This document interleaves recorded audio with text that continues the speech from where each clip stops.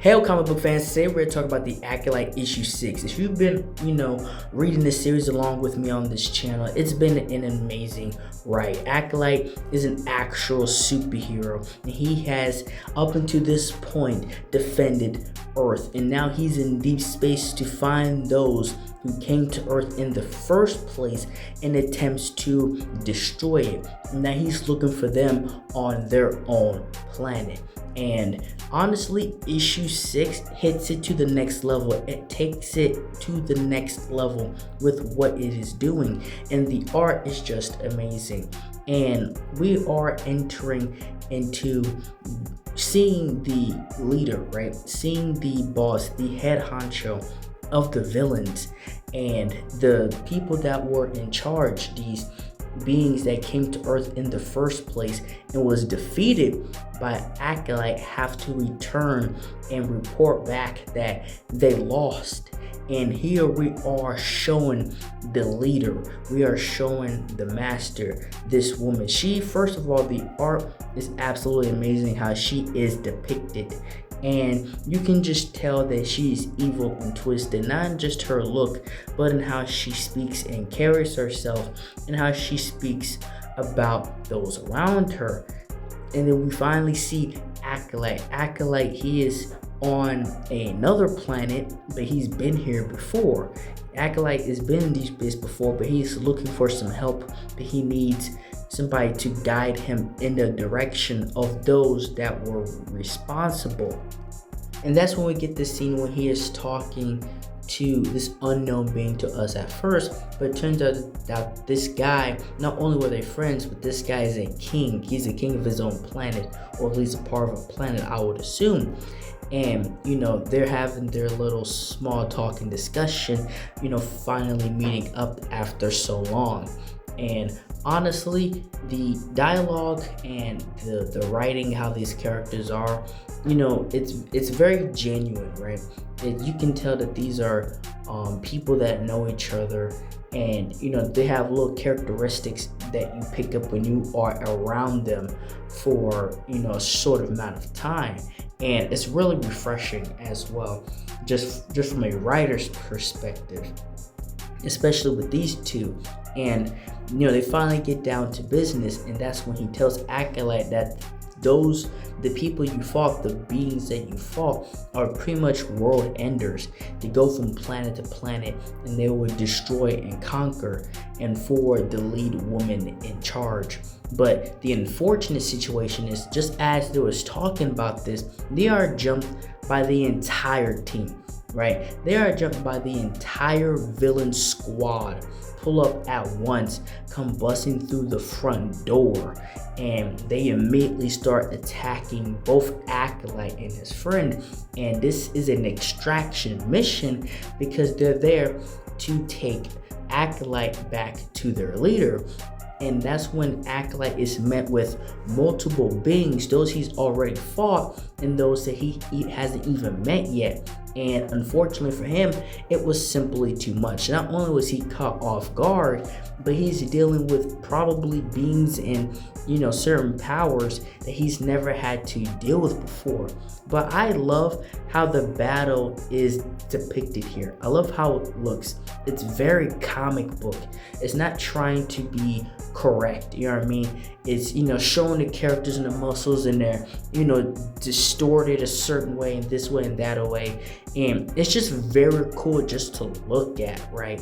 Like, just take out the reading and writing of all, it's just cool to look at. But back with the battle, unfortunately, Acolyte is taken in, right? They actually beat him, and they pretty much bag him and tag him to take him back to their boss. And that's exactly what they do. There wasn't much Acolyte can actually do in that situation, but they take him back, and now he is face to face with the dawn of this universe, right? The head evil of this universe. She's responsible for this universe and multiple others that are taken over, and they're trying to get something out of him. They're trying to get him to talk, and you see how she treats her warriors and soldiers, but she's just like, shut up, like I wasn't talking to you, or be quiet, or let's see if this being is what you say they are. Like she's very like nonchalant about her rudeness to everybody around her, and she's trying to use her own powers against him and other things against Acolyte, but he's not budging mentally, right? He's mentally strong, and she actually knows the symbol that's on his chest. And the thing about it here is that if he was this important, you would think that she would want to spend more time specifically just on him, but she says she's too busy, she has to go do other stuff, so she sends one of her mind like disruptors, these beings, to destroy and go into his mind and violate him mentally. And that's exactly what happens here. Acolyte's not strong enough for this level of mind like destruction here. And it just comes to show that, like, yes, Acolyte is powerful, but there are obviously still things out there that are on another level even he hasn't reached yet, and he's dealing with that right now. He's getting tortured because he's being violated. This is looking for memories, thoughts, anything that would help them. And that's when Acolyte's friend comes back for him. He comes back with his own soldiers, and he comes back, fighting off the guards and taking these people out just to make his way to Acolyte.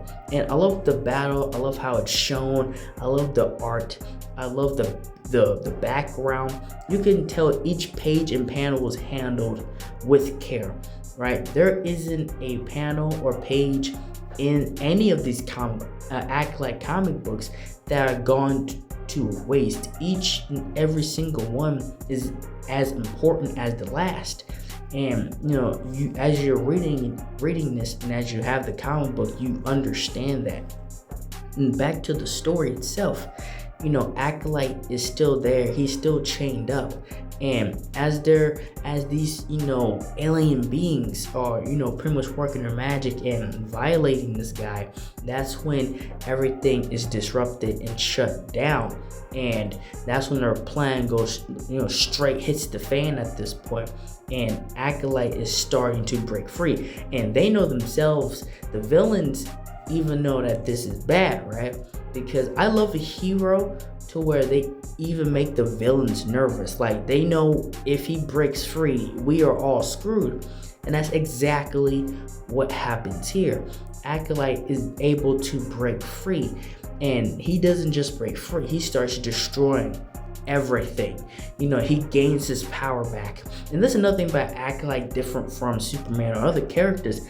It doesn't seem like he needs that much of a power up. It's like the power comes from within inside him. He doesn't necessarily need a sun or anything to power up. So when he breaks free, he starts destroying everybody and everything, plus the ship in his path. He just starts wrecking everything because not only was they just destroy him mentally, they just went inside of his mind and looked forward and probably looked at everything that he did not want them to see, just on a personal level.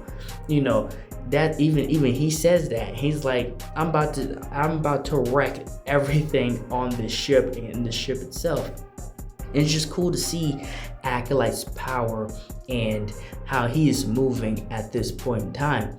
The unfortunate part about this is I feel like he should have got out of there, because now he's head to head with the Queen. He's head to head with the Dawn, and she is way more powerful than he is, because he can't even move. Whatever power she just put on him, this guy can't even move. So that means he can't even defend himself.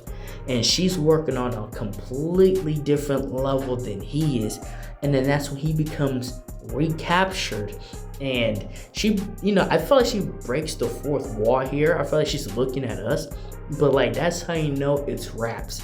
Not only does she have Acolyte, she's heading course for Earth. So now Earth has to get ready. They don't know what's about to happen. And as far as we know, Acolyte is the most powerful hero Earth has. So it's going to be an insane next issue. And that's all I have for this video. Thank you guys for watching this video. Like, share, subscribe for more, and thank you for watching.